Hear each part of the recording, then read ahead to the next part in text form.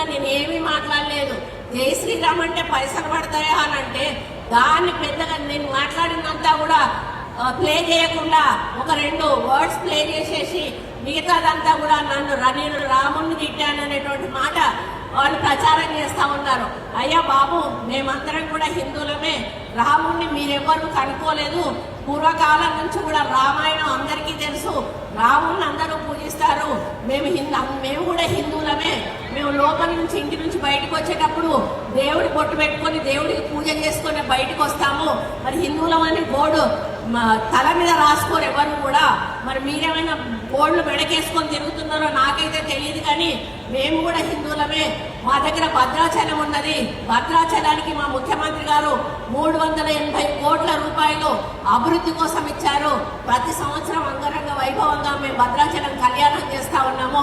మరి మీరు నిజంగా రామభక్తులైతే ఆ భద్రాచలానికి మా ముఖ్యమంత్రి గారు 380 కోట్లు ఇచ్చారు కదా, దానికి ఒక 2 అంతలు అంటే 700 కోట్లు 760 కోట్లు శాంక్షన్ చేయండి. అప్పుడు మీకు రాముడి మీద ఉన్న భక్తి ఏంటో తెలుస్తుంది. ఈ రోజు వరకు ఏ ఒక్క బీజేపీ నాయకుడు కూడా రామ కళ్యాణానికి భద్రాచలం రాలేదు.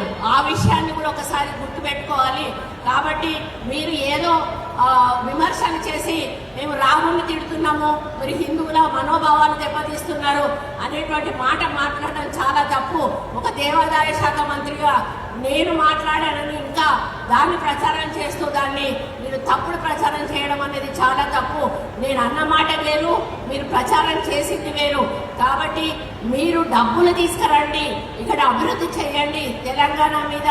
అది చేసినప్పుడు మీకు మాట్లాడేటువంటి నైతిక హక్కు ఉంటుంది తప్పితే మీకు రైతుల గురించి పట్టదు, ప్రజల గురించి పట్టదు, అభివృద్ధి గురించి పట్టదు, మరి దేని గురించి కూడా పట్టదు. మరి 2 మంత్రులు ఏం చేస్తా ఉన్నారు, ఒక స్టేట్ అధ్యక్షుడు ఏం చేస్తా ఉన్నాడు, 8 మంది ఎంపీలు ఏం చేస్తా ఉన్నారు. 1 రూపాయి కూడా ఇవ్వనటువంటి కేంద్ర ప్రభుత్వం ఈరోజు మరి తెలంగాణను చిన్న చూపు చూస్తున్నప్పుడు తప్పకుండా మేము కామెంట్ చేస్తాము. ఆ కామెంట్ను మీరు రిసీవ్ చేసుకోగలిగితే చేసుకోండి, లేకపోతే నోరు మూసుకొని కూర్చోండి. కానీ తప్పుడు ప్రచారం చేస్తే మాత్రం బాగుంటుందని చెప్పి ఈ వేదిక మీద నుంచి వాళ్ళని హెచ్చరిస్తూ